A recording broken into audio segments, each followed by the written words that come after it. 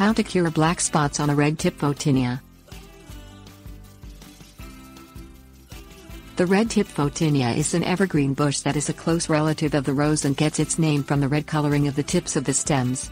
The bush is often used as a hedge or privacy screen and can reach between 10 and 15 feet tall. Because it is related to the rose, it is also susceptible to black spot disease, which exhibits itself as a black mottled coloring on the leaves. Things you'll need: rake, trash bag, pea gravel, hand pruners, rag, rubbing alcohol, fungicide spray. Rake up any mulch, dead leaves and other material underneath the Photinia bush, since it is most likely infected with the black spot fungus.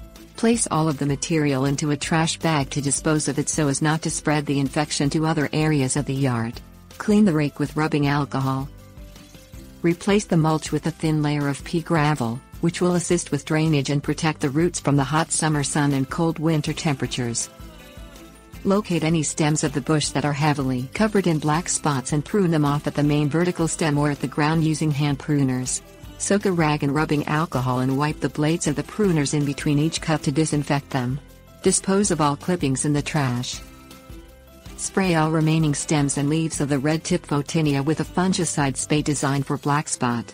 Saturate all surfaces of the plant until they are wet. Repeat the application of the fungicide at least once per week, or until no more black spots are detected. If your area is experiencing a rainy period, continue spraying until the weather becomes drier. Tips: warnings. If your Red Tip Photinia bushes are located near roses, begin spraying the roses with the fungicide as a preventative treatment against the black spot fungus. Follow all safety precautions listed on the fungicide container.